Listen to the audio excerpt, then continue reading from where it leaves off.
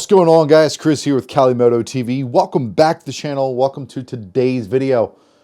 We got 3 motorcycles coming out in 2025 that I am very interested in, and I feel like the market and people are also going to have a lot of interest in as well, because it's in this new range. Well, I say new range, but a new range for this era that is kind of fascinating. 3 manufacturers that created bikes in that 8 to sub 1000 cc range, and one of those is the KTM 990 RCR, which I think I kind of like it because the RC8 that they had, you know, for the track only, to make a more street, I don't want to say street focused, it still looks like it's pretty track focused version, I really dig.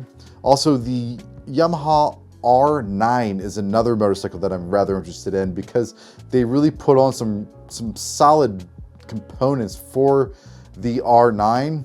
And with, I know it's going to bother some people, but the R7 was a letdown to me, and I think it's because of the way they marketed it and the way that it was sort of perceived. When I rode on track, it felt very soft, but when I rode on the street, I still kind of liked it. It was more compliant, I guess, for the streets than it was for the track, and apparently the R9 is definitely that more track-centric bike, but still has the street ability, so we'll get into that as well. And then the third bike is the Ducati V2, more specifically the V2S. I think with the components that V2S has, makes it more towards a bike I would lean to. So let's get into those 3 bikes, the KTM, the Yamaha, and the Ducati, because each one, I think, offers their own type of performance for, I want to say, varying amounts of money, because they're not around the same price, that's for sure. So the first bike we're going to talk about is the KTM 990 RC. Now, KTM doesn't have a price out for it. It's suspected to be more expensive than the 990 Duke, which they said was around 13 grand. So maybe be 15, maybe 16. So it's also looking to be cheaper than the Cali V2, which the V2S, we're getting the price of that, but it's around 18, 19 grand. So somewhere between 15 and 19 grand is probably a good guesstimate, but we'll look at the rest of this. I love the styling of the R990 RCR. I like the RC8C, so many little letters. I know it looks like an anteater, it's got these weird winglets, but I think they were the most functional type of winglets you could get on a bike, and KTM really leaned into that with the RC8C, and I like seeing it on the street bike. If the ergonomics are anything like most KTMs, it might be a rather comfortable aggressive track / street bike. I've always liked how form-fitting, if you will, the KTMs were, at least in the past, and have been in the future. A few points about this KTM 990 RCR is that it is a 947 cc engine. So again, under that 1000 cc. It's saying 103 newton meters at 7,000 RPM and 130 PS. So the foot-pounds, you're looking around 75, 76 foot-pounds of torque, and 103 PS is around 135 horsepower. The other thing is 135 horsepower isn't crazy amounts of power. And again, I think that's what I really like about this segment of motorcycles is it's not quite blistering, overly powerful and intimidating. It's approachable, and it's something that I believe, especially if you're using it for the track, it's going to be so nice. The chassis on this is what I think a lot of people are going to be interested in, myself included. So hopefully we'll find one and maybe get our hands on it and try to test it out on track.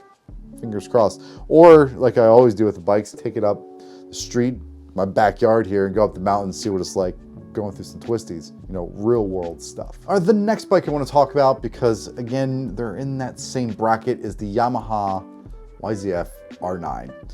And as I mentioned before, the R7 was a massive letdown in my opinion. I didn't like the way it rode. On the street, sure, it's fine, but it's a little too soft for me. When they come to this R9, the first couple things that stick out to me are the brakes.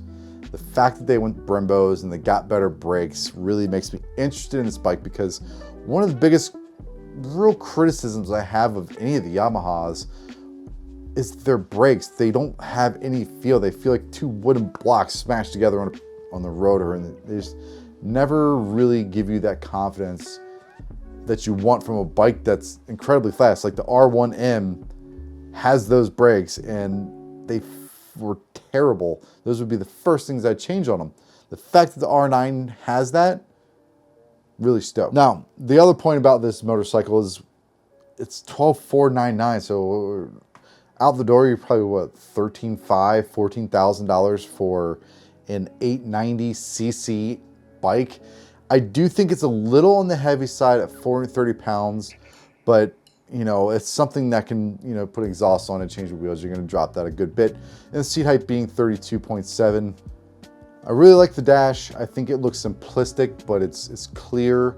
You know, R1 definitely had a dated dash. It looked okay at the time, but the fact that a lot of them still look the same way, it looks like how the Aprilia used to look. It just can tell it's been around for a little while and needed an update, and this R9 has a nice update. The fact it's got Brembo Stylema calipers, best part about this bike, I think, by far, when you get it out there, is, you know, on track. It's like these brakes are just phenomenal, and I think combined with the chassis and the engineering that Yamaha puts into their chassis, those brakes are just going to make it just an incredible all-around package, especially again at under 15 grand. Standard on most bikes, 6-axis IMU, get it from the R1. Makes sense. It's probably some watered down version of that. Something I do like about the R9 are the integrated winglets. I think they look better than some of the other ones. They're not crazy big, but they're just kind of formed in there, sort of like the Aprilia RS660's winglets. They just kind of go with the bodywork well. And the fact that it's got these nice little squinty little eyeballs and then the Cyclops in the center, I actually quite like that. I know some people don't, but I think it'll be, I think personally that the aesthetics of it are rather nice. I like the way the bike looks. Now the question is, which livery would I go with? And the white and the red's pretty sweet. I think the black's just a little too muted, although it does look kind of mean. If you get some gold wheels or something, this thing will look mean. The blue, I think the blue looks the best, but again, it's Yamaha blue. So if you're one of those people like, I don't like red Ducatis, a blue Yamaha, maybe you're the same way. I don't know. All right, and last but not least is the Panigale V2. But before we get to the V2, I want to have some honorable mentions. Obviously, the Panigale V4S is coming out. Looking forward to testing it, like to ride it and see. I'm more interested in the R whenever that does come out. The Street Fighter V4S, I love the way that thing looks. And swing arm or not, I don't care. I think it looks fantastic. The way they blended those lower winglets into the fairing by making them black and the top one's red, I think it looks great. Another honorable mention are just the MV Agusta F3RRs.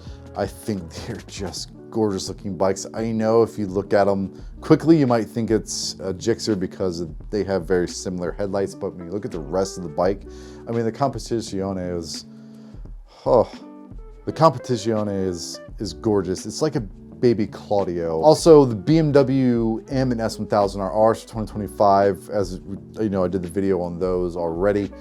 Looking forward to them. Definitely want to ride the S1000R and see if it really feels different. You saw the M1000R that I just did.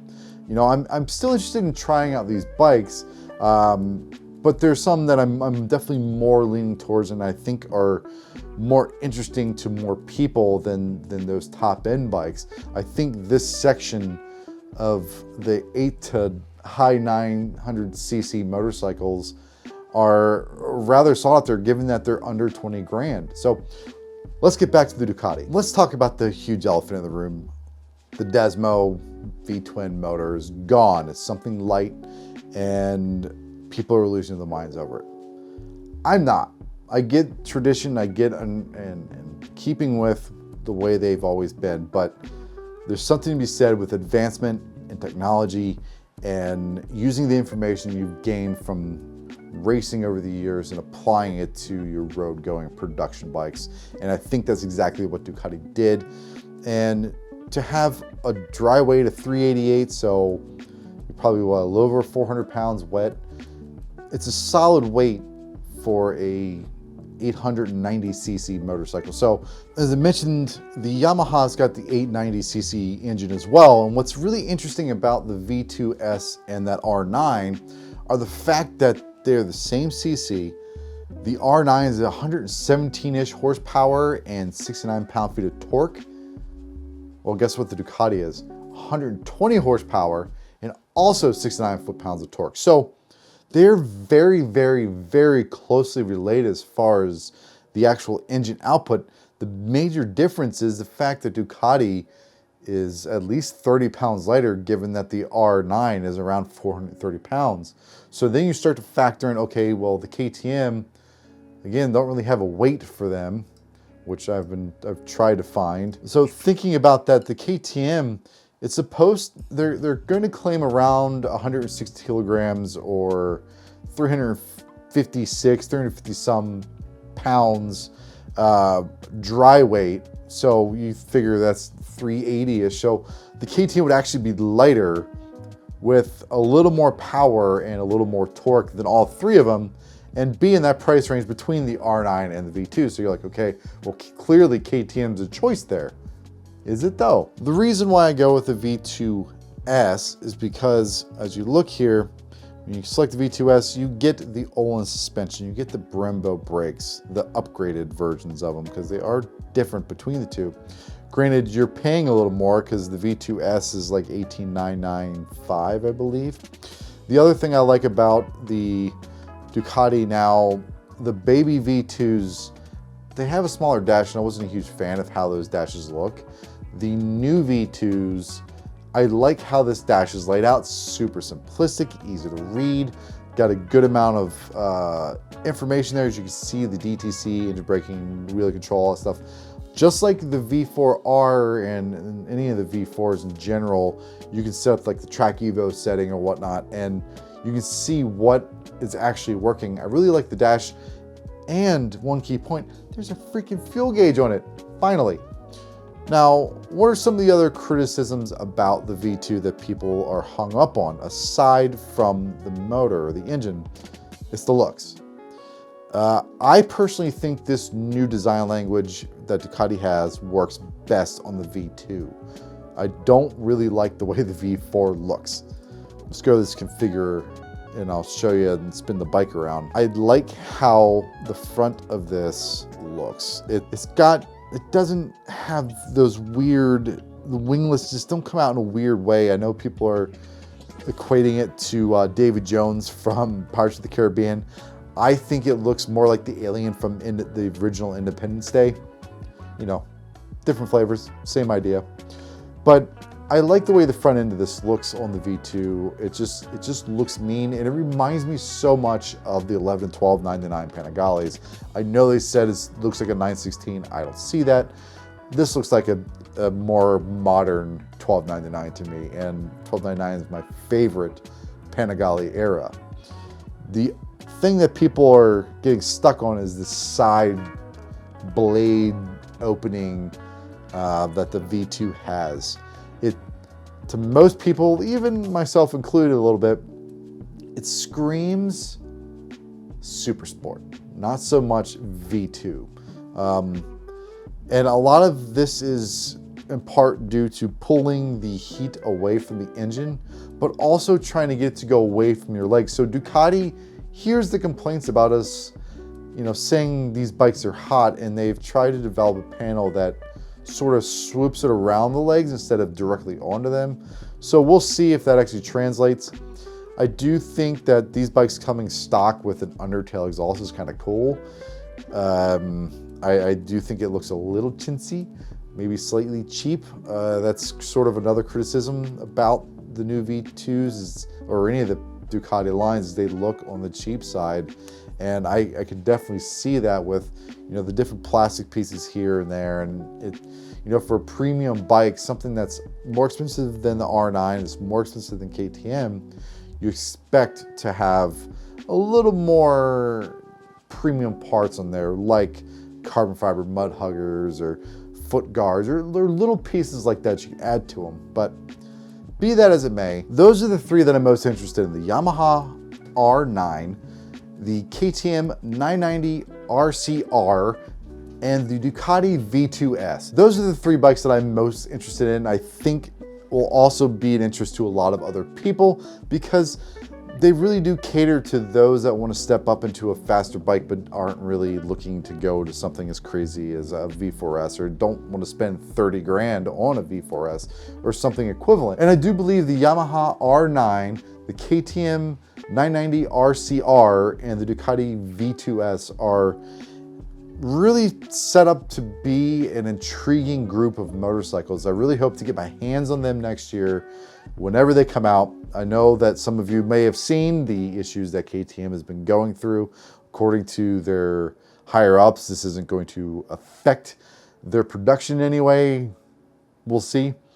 But if you're in the market for that upper end but not quite 1000cc bike, the 2025 R9, 990 RCR, and the V2S, I'd go with the S, are solid options, and I really hope to be able to throw my leg over one and see what they're like. So if you like this video, please give me a thumbs up. I'd love to know your thoughts down below, what bikes for 2025 you're interested in. Leave those comments, and definitely subscribe to the channel, and we'll see you on the next video. Have a good one.